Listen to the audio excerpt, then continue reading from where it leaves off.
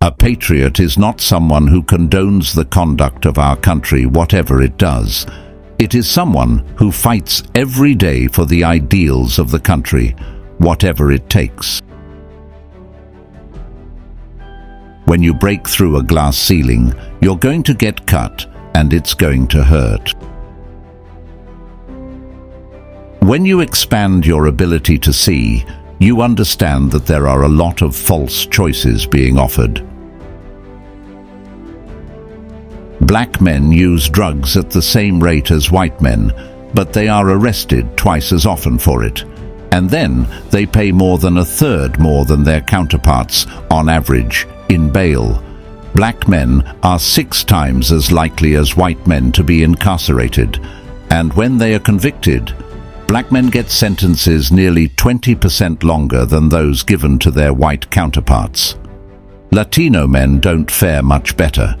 It is truly appalling. Democracy just cannot flourish amid fear. Liberty cannot bloom amid hate.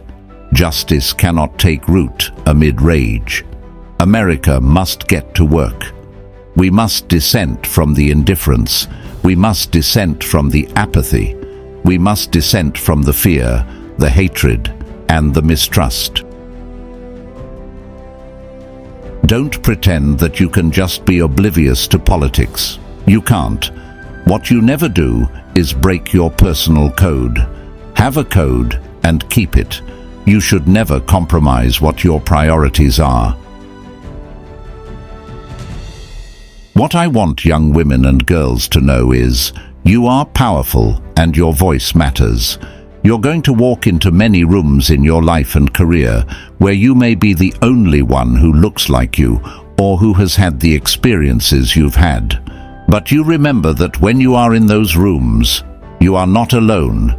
We are all in that room with you, applauding you on, cheering your voice, and just so proud of you. So you use that voice and be strong. We will never give up the fight to protect our schools and our streets from gun violence and America. We will never give up the fight for our democracy, for the rule of law, for equal justice, and for the sacred idea that every one of us, no matter who we are or where we start out, has certain fundamental rights and freedoms that must be respected and upheld. Women should not allow themselves to be caught up in the hype that says performance, meaning the motions, is what matters. Everybody will make mistakes, and for some, that mistake will rise to the level of being a crime. I was raised to be an independent woman, not the victim of anything. In the years to come, what matters most is that we see ourselves in one another's struggles. One of my mother's favorite sayings was, "Don't let anybody tell you who you are. You tell them who you are." But when you can't sleep at night, how can you dream? I believe that a child going without an education is a crime. No woman should be told she can't make her own decisions about her body. If women's reproductive rights come under attack, I will be standing up for women. I will never give up the fight for a future where Americans can pursue their dreams, ambitions, and aspirations, where the women of America have the freedom to make decisions about their own body and not have their government telling them what to do. I think I have every piece of music Bob Marley ever made. I remember when my mother, Kamala Harris, bought our first home. I was 13. She was so proud, and my sister and I were so excited. Millions of Americans know that feeling of walking through the front door of their own home for the first time. The feeling of reaching for opportunity, and finding it. To the young people who are watching, it is okay to feel sad and disappointed, but please know it's going to be okay. On the campaign, I would often say, when we fight, we win. But here's the thing, sometimes the fight takes a while. That doesn't mean we won't win. That doesn't mean we won't win. The important thing is, don't ever give up. Don't ever give up. The American dream belongs to all of us.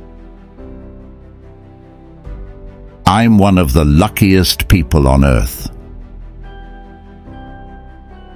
Like it or not, most people prioritize their own safety over the education of someone else's child. I wanted to make them see that if we didn't prioritize education now, it would be a public safety matter later. Don't give up. Our country needs you now more than ever. This is a pivotal moment in the history of our country. Our ideals are at stake, and we all have to fight for who we are. We are all, and should be treated as, equals. But the disparity in terms of income and inequality for women and women of color is significant. My mother was and will always remain my greatest hero.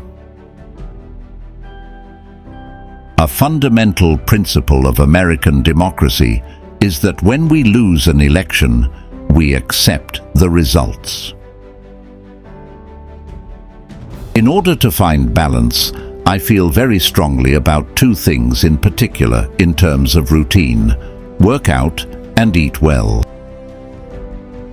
You don't add the intractable problems to the list because they are new, but because they are big, because people have been fighting against them for dozens, maybe even hundreds of years, and that duty is now yours.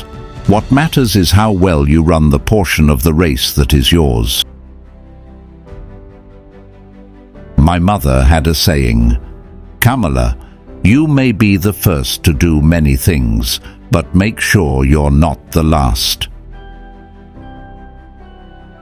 You think you just fell out of a coconut tree. You exist in the context of all in which you live and what came before you. Don't ever stop trying to make the world a better place. You have power. You have power. And don't you ever listen when anyone tells you something is impossible because it has never been done before. You have the capacity to do extraordinary good in the world. What's important for my daughter to know is that if you are fortunate to have opportunity, it is your duty to make sure other people have those opportunities as well. Thanks for watching and stay blessed.